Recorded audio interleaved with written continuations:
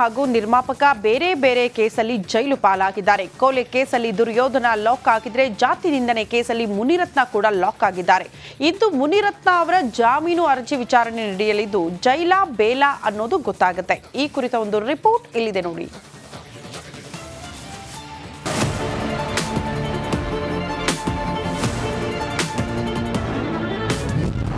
ಇಂದು ಮುನಿರತ್ನ ಜಾಮೀನು ಅರ್ಜಿ ವಿಚಾರಣೆ. ಕುರುಕ್ಷೇತ್ರದ ನಿರ್ಮಾಪಕನಿಗೆ ಜೈಲಾ ಬೇಲಾ. ಎಂತಹ ಬಂದ ಅದೆಂತಹ ಅನುಬಂಧ ನೋಡ್ರಿ. ಕೊಲೆ ಕೇಸ್ನಲ್ಲಿ ದರ್ಶನ ಜೈಲಿಗೆ ಹೋಗ್ತಾ ಇದ್ದಂತೆ ಆರ್ಆರ್ ನಗರ ಶಾಸಕ ಮುನಿರತ್ನ ಕೂಡ ಜಾತಿ ನಿಂದನೆ ಕೇಸ್ನಲ್ಲೇ ಪರಪ್ಪನ ಅಗ್ರಹಾರವನ್ನ ಸೇರಿದ್ದಾರೆ. ಇವತ್ತು ಮುನಿರತ್ನ ಸಲ್ಲಿಸಿರುವಂತಹ ಜಾಮೀನು ಅರ್ಜಿ ವಿಚಾರಣೆ ಕೂಡ ನಡೆಯಲಿದೆ. ಜನಪ್ರತಿನಿಧಿಗಳ ವಿಶೇಷ ನ್ಯಾಯಾಲಯದಲ್ಲಿ ಜಾಮೀನು ಅರ್ಜಿ ವಿಚಾರಣೆ ನಡೆಯಲಿದ್ದು ಹಿರಿಯ ವಕೀಲ ಅಶೋಕ ಹಾರ್ನಳ್ಳಿ ಮುನಿರತ್ನ ಪರ ವಾದವನ್ನ ಮಾಡಲಿದ್ದಾರೆ. ಹಿಂದೆ ಪಬ್ಲಿಕ್ ಪ್ರಾಸಿಕ್ಯೂಟರ್ ಪ್ರಾಸಿಕ್ಯೂಷನ್ ಪರ ಜಾಮೀನಿಗೆ ಆಕ್ಷೇಪಣೆಯನ್ನ ಸಲ್ಲಿಸಲಿದ್ದಾರೆ.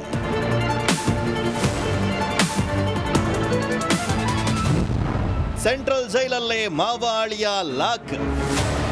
ಹಿಂದೆ ಪ್ರಜ್ವಲ್ ಹಾಗೂ ಸೂರಜ್ ಪರಪ್ಪನ ಅಗ್ರಹಾರವನ್ನ ಸೇರಿದ್ರು. ಈಗ ಶಾಸಕ ಮುನಿರತ್ನ ಹಾಗೂ ತಂಗಿ ಮಗ ದೀಪಕ್ ಜೈಲಲ್ಲಿದ್ದಾರೆ.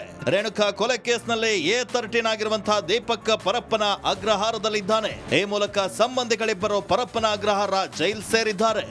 ಇವತ್ತು ಮುನಿರತ್ನ ಜಾಮೀನು ಅರ್ಜಿ ವಿಚಾರಣೆ ನಡೆಯಲಿದ್ದು ಜೈಲಾಗುತ್ತಾ ಅಥವಾ ಬೇಲಾಗುತ್ತಾ ಅನ್ನೋದು ಕಾದ್ ನೋಡಬೇಕಿದೆ. ನಾಗರಾಜ್, ರಿಪಬ್ಲಿಕ್ ಕನ್ನಡ, ಬೆಂಗಳೂರು.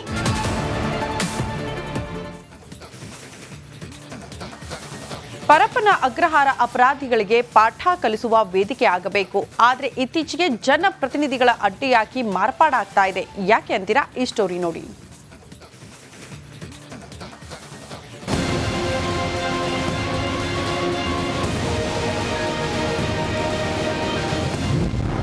ರಾಜಕೀಯ ನಾಯಕರ ಆಶ್ರಯ ತಾಣವಾಯ್ತ ಜೈಲು. ಸೆಂಟ್ರಲ್ ಜೈಲಲ್ಲಿ 3 ರಾಜಕೀಯ ನಾಯಕರ ಸಮಾಗಮ. ಈ ಮೊದಲು ಪರಪ್ಪನ ಅಗ್ರಹಾರ ಅಂದ್ರೆ ಸಾಕು, ಕೈದಿಗಳಲ್ಲದೆ ಆರೋಪಿಗಳು ಕೂಡ ಬೆಚ್ಚಿ ಬೀಳ್ತಾ ಇದ್ರು. ಅಲ್ಲಿನ ನರಕಯಾತನೆ ಯಾರಿಗೂ ಬೇಡ ಅಂತ ವಿಲವಿಲ ಅಂತ ಒದ್ದಾಡ್ತಾ ಇದ್ರು. ಆದ್ರೆ ಈಗ ಕಾಲ ಬದಲಾಗಿ ಹೋಗಿದೆ. ಜನರಿಗೆ ಮಾರ್ಗದರ್ಶನ ನೀಡಬೇಕಾದ ಜನಪ್ರತಿನಿಧಿಗಳೇ ಪರಪ್ಪನ ಅಗ್ರಹಾರದತ್ತ ಹೆಜ್ಜೆಯನ್ನ ಇಡ್ತಾ ಇದ್ದಾರೆ. ಹೀಗಾಗಿ 3 ಪಕ್ಷದ ರಾಜಕೀಯ ನಾಯಕರು ಈಗ ಸೆಂಟ್ರಲ್ ಜೈಲ್ ಪಾಲಾಗಿದ್ದಾರೆ. ಪರಪ್ಪನ ಅಗ್ರಹಾರ 3 ರಾಜಕೀಯ ಪಕ್ಷಗಳ ಆಶ್ರಯ ತಾಣವಾಗಿದೆ. ಬಿಜೆಪಿ, ಕಾಂಗ್ರೆಸ್ ಹಾಗೂ ಜೆಡಿಎಸ್ ನಾಯಕರು ಜೈಲಲ್ಲಿ ಸಮಾಗಮವಾಗಿದ್ದಾರೆ. ಕಾಂಗ್ರೆಸ್ನಿಂದ ವಾಲ್ಮೀಕಿ ನಿಗಮದಲ್ಲಿ ನಡೆದ ಹಗರಣದ ಕೇಸ್ನಲ್ಲಿ ಬಿ ನಾಗೇಂದ್ರ ಲಾಕ್ ಆಗಿದ್ದಾರೆ. ಏನೋ ಜಾತಿ ನಿಂದನೆ ಕೇಸ್ನಲ್ಲೇ ಬಿಜೆಪಿ ಎಂಎಲ್ಎ ಮುನಿರತ್ನ ಕೂಡ ಬಂಧನವಾಗಿದ್ದಾರೆ. ಮುನಿರತ್ನ ಪರಪ್ಪನ ಅಗ್ರಹಾರ ಸೇರೋ ಮೂಲಕ 3 ಪಕ್ಷದ ನಾಯಕರು ಜೈಲು ಸೇರಿದಂತಾಗಿದೆ. ಜನರಿಗೆ ನೀತಿ ಪಾಠ ಮಾಡಬೇಕಿದ್ದ ನಾಯಕರೇ ಹೀಗೆ ಜೈಲ್ ಪಾಲಾದ್ರೆ ಜನಸಾಮಾನ್ಯರ ಗತಿ ಏನು? ನಾಗರಾಜ್, ರಿಪಬ್ಲಿಕ್ ಕನ್ನಡ, ಬೆಂಗಳೂರು.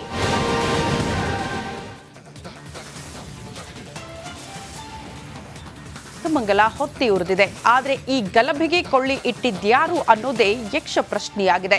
ಬೆಂಕಿ ಹಿಂದೆ ಕೇರಳ PFI ನಂಟಿರೋದು, ನಿಷೇಧಿತ PFI ನಂಟಿರೋದು ಮತ್ತಷ್ಟು ದಟ್ಟವಾಗ್ತಾ ಇದೆ. ಕೇವಲ ಕೇರಳ ಮಾತ್ರ ಅಲ್ಲ, ಬಾಂಗ್ಲಾದೇಶಿ ಭೂತದ ಕೈವಾಡ ಇರೋ ಬಗ್ಗೆ ಮಾಜಿ ಶಾಸಕರೊಬ್ಬರು ಬಾಂಬ್ ಸಿಡಿಸಿದ್ದಾರೆ. ಈ ಕುರಿತ ಒಂದು ರಿಪೋರ್ಟ್ ಇಲ್ಲಿದೆ ನೋಡಿ.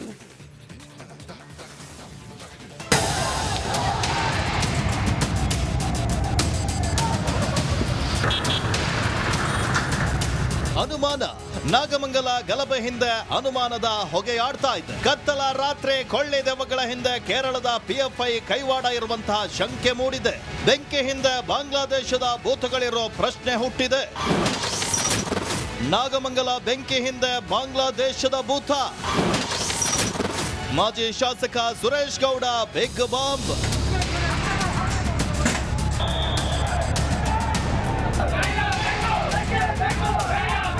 ಗಲಾಟೆ ಶುರುವಾದ ಕೆಲವೇ ಕ್ಷಣಗಳಲ್ಲೇ ನಾಗಮಂಗಲ ಹೊತ್ತುರಿದಿದೆ. ಕೋಮುಗೇಡಿಗಳ ಅಟ್ಟಹಾಸಕ್ಕೆ ಬೆಂಕಿ ಮಂಗಲ ದಗದಗಿಸಿದೆ.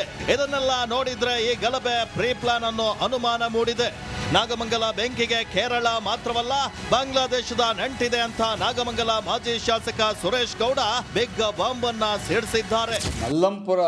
ಮಲ್ಲಾಪುರ ಜಿಲ್ಲೆಯ ಇಬ್ಬರು ಯುವಕರು ಅದರಲ್ಲಿ ತೋರಿಸಿದಾಗ ನಾನು ಶಾಸಕನಾಗಿದ್ದಂಥ ಸಂದರ್ಭದಲ್ಲಿ ಹಲವಾರು ಪೊಲೀಸ್ ಅಧಿಕಾರಿಗಳಿಗೆ ಮತ್ತು ಅವತ್ತಿನ ಗೃಹ ಸಚಿವರಿಗೂ ಸಹ ನಾನು ಒಂದು ಕಿವಿ ಮಾತು ಹೇಳಿದ್ದೆ. ನಮ್ಮ ತಾಲೂಕಿನಲ್ಲಿ ಎಲ್ಲೋ ಒಂದು ಕಡೆ ಬಾಂಗ್ಲಾದೇಶಿಯರು ಸಹ ಇದ್ದಾರೆ. ಅವ್ರು ಹೇಗೆ ಬಂದಿದ್ದಾರೆ ಗೊತ್ತಿಲ್ಲ, ಅವರೆಲ್ಲ ಯಾವ ರೀತಿ ವಾಸ ಮಾಡ್ತಾ ಇದ್ದಾರೆ ಅಂತ ಗೊತ್ತಿಲ್ಲ.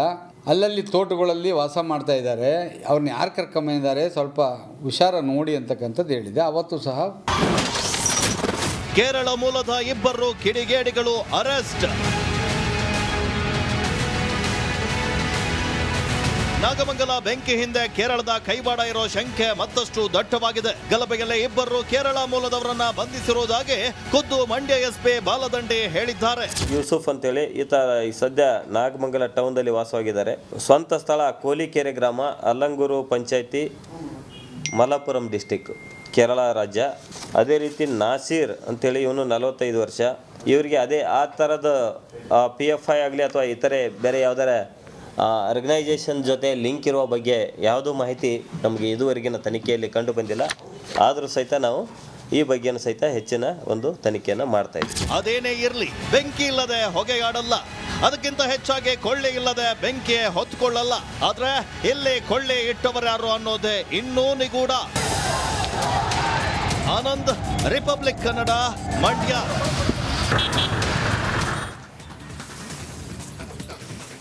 ಈ ಜಿಲ್ಲೆಯ ಗಣಪತಿ ವಿಸರ್ಜನಾ ಮೆರವಣಿಗೆ ಅಂದ್ರೆ ಇಡೀ ರಾಜ್ಯವೇ ತಿರುಗಿ ನೋಡುತ್ತೆ. ಹೊರ ರಾಜ್ಯದ ಜನ ಮೆರವಣಿಗೆ ನೋಡೋಕೆ ಬರ್ತಾರೆ. ರಾಜ ಬೀದಿಯಲ್ಲಿ ಈ ಗಣಪತಿ ಹೊರಟ್ರೆ ಇಡೀ ಜಿಲ್ಲೆಯ ಕೇಸರಿಮಯ ಆಗ್ಬಿಡುತ್ತೆ. ಯಾಕಂದ್ರೆ ಈ ಗಣಪತಿಯ ಕ್ರೇಜ್ ಅಷ್ಟಿರುತ್ತೆ. ಈ ಕುರಿತ ಒಂದು ಸ್ಪೆಷಲ್ ರಿಪೋರ್ಟ್ ಇಲ್ಲಿದೆ ನೋಡಿ.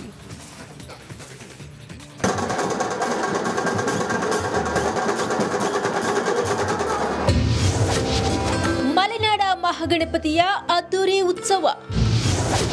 ಕಿಕ್ಕಿರಿದ ಭಕ್ತರು, ತಳ್ಳಾಟ, ನೂಕಾಟ ಜೋರು.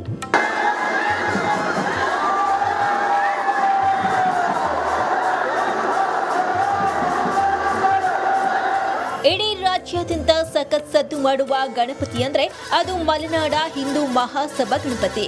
ಯಾಕಂದ್ರೆ ಈ ಗಣಪತಿ ವಿಸರ್ಜನೆಯ ಗತ್ತು, ಗಮ್ಮತ್ತು, ಆರ್ಭಟ ನೋಡ್ತಿದ್ರೆ ನಿಜಕ್ಕೂ ಮೈ ಜುಮ್ಮೆನ್ಸುತ್ತೆ.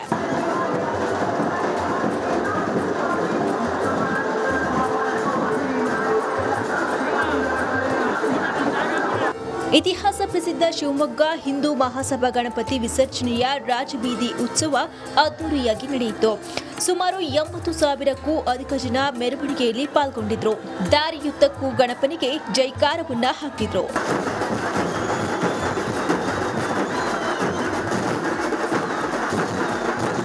ಇಡೀ ಶಿವಮೊಗ್ಗ ನಗರ ಕೇಸರಿಮಯವಾಗಿತ್ತು. ಈ ವರ್ಷದ ಅದ್ದೂರಿ ಮೆರವಣಿಗೆಯಲ್ಲಿ ಕಲಾ ತಂಡಗಳು, ಮಂಗಳವಾದ್ಯ, ಚಂಡೆಮೇಳ, ಡೊಳ್ಳು ಕುಣಿತ ಸೇರಿದಂತೆ ವಿವಿಧ ಜಾನಪದ ಕಲಾ ತಂಡಗಳು ಮೆರವಣಿಗೆಗೆ ರಂಗು ತಂದವು. ಬೃಹತ್ ಮೆರವಣಿಗೆಯ ಬಳಿಕ ಇಂದು ಮುಂಜಾನೆ ಗಣಪನನ್ನ ವಿಸರ್ಜನೆ ಮಾಡಲಾಯಿತು.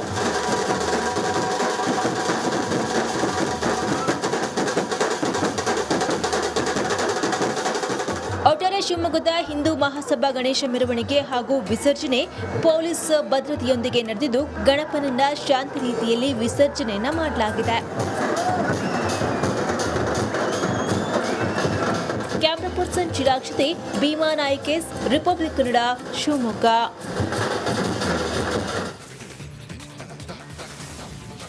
ನಾಡಿನಾದ್ಯಂತ ಗಣೇಶನ ಉತ್ಸವ ಅದ್ಧೂರಿಯಾಗಿ ನೆರವೇರಿದೆ. ಅದರಲ್ಲೂ ಉತ್ತರ ಕನ್ನಡ ಜಿಲ್ಲೆಯ ಕಾರವಾರದಲ್ಲಿ ಗಣಪತಿ ಉತ್ಸವ ಹೇಗಿತ್ತು ಗೊತ್ತಾ? ತೋರಿಸ್ತೀವಿ ನೋಡಿ.